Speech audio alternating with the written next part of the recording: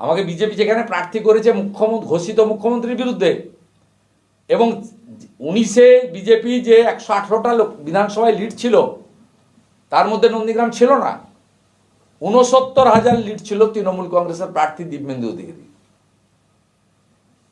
সেই আসনে আমি 69,000 মেকআপ করে 64,000 মুসলমান ভোটের 200-300 ছাড়া একটাও পাইনি, এটা নেগলিজিবল।